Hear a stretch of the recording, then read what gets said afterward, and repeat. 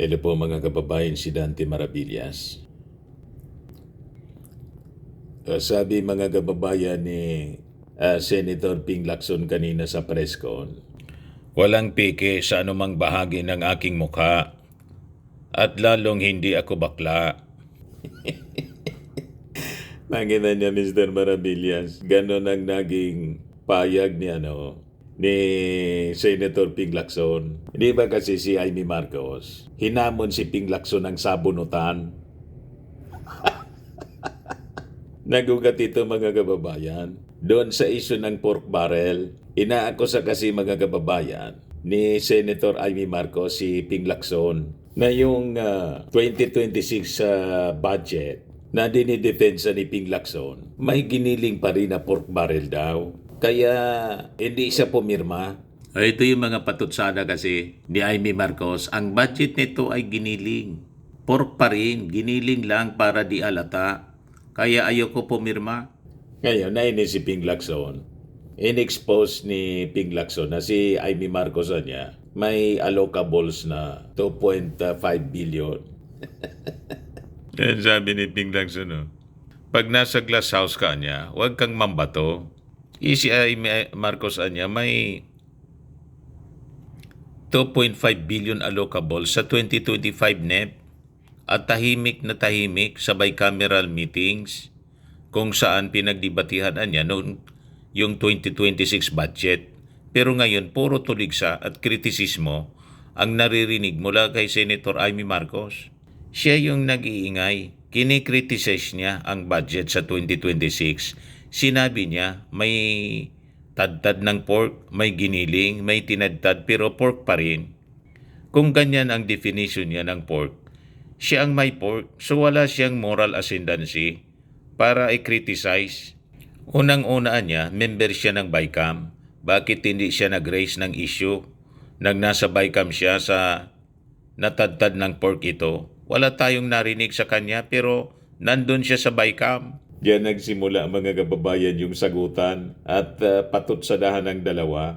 Ngayon, sabi ni Amy Marcos, gigil yan. Baka makipagsabunutan. Yan yung mga patutsada mga kababayan ni Amy Marcos kay Ping Lacson. Kaya sabi ni Ping Lacson, walang piki sa anumang bahagi ng aking mukha at lalong hindi ako bakla. Napunta sa ganun mga kababayan yung usapan. Ito, pakinggan natin. Magsabunutan daw kami.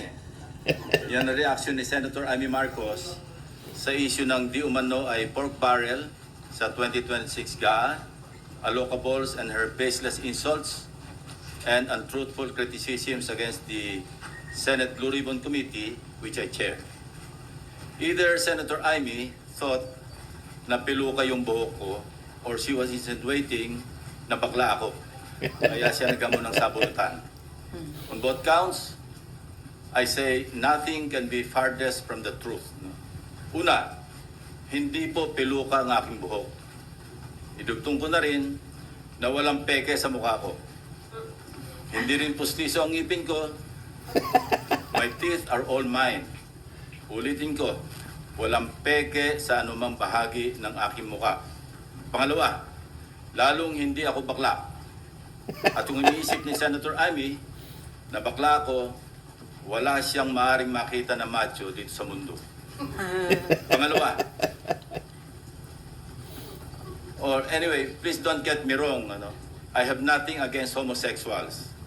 It is their choice and I respect them for that. But as far as I'm concerned, kahit hindi ako kagwapuhan, para sa akin, masarap pa rin na maging tunay na lalaki. At tulad ni Tito Soto at Gringo Hunasan, macho din po ako. Lalaking lalaki. Period. End of discussion.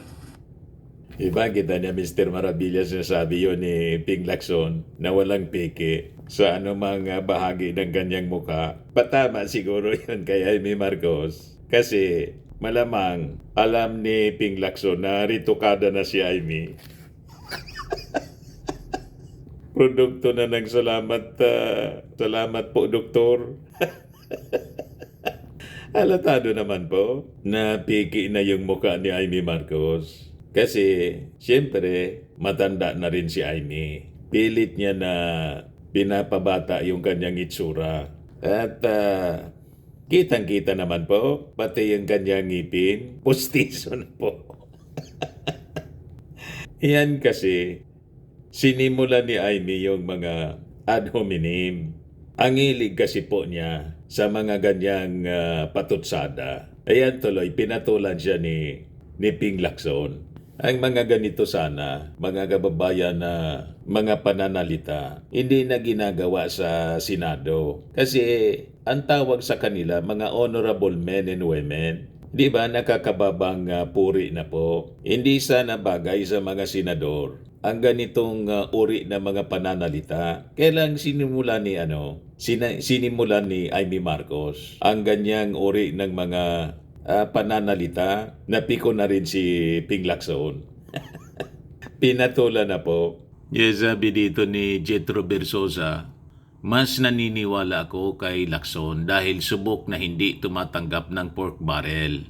Yung iba, masasaktan talaga dahil goodbye pork sa 2026.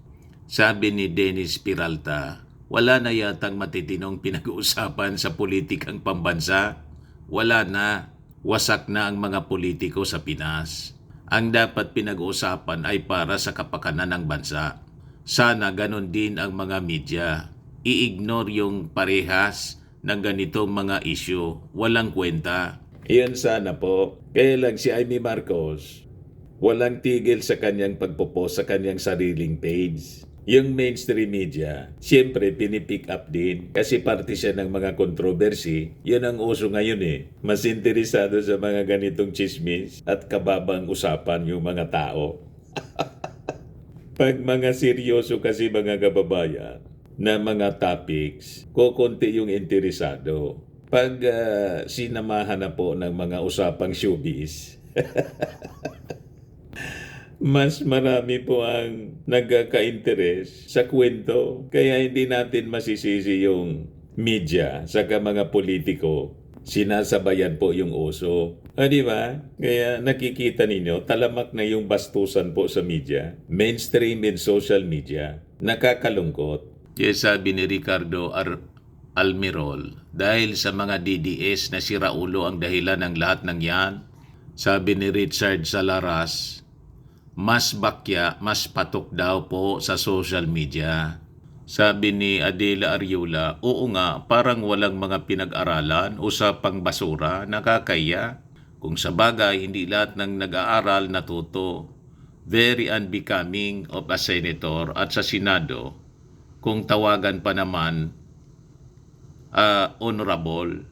Yun nga po yung sinasabi natin, nakakalungkot. Hindi po tulad ng mga noong panahon, walang ganyan po sa Senado. Pero ngayon po, naging gutter politics na po ngayon ang uso.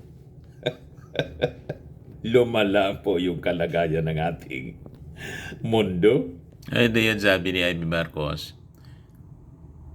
Hindi ko naman sinabihang bakla siya, pero napakababaw pala ng kahulugan niya sa kung ano ang ibig sabihin ng tunay na lalaki.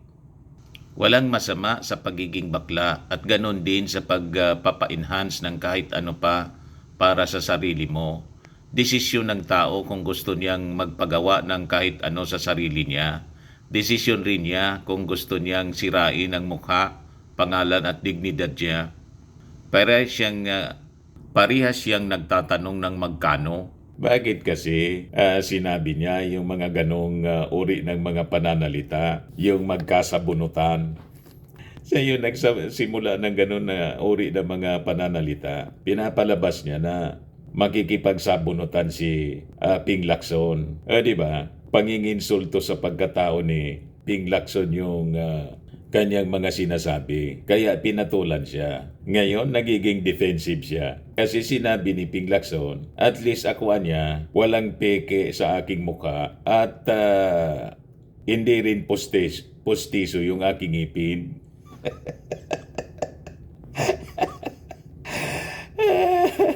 Nasaktan si Amy Marcos kasi puro peke yung kanyang pagmumukha.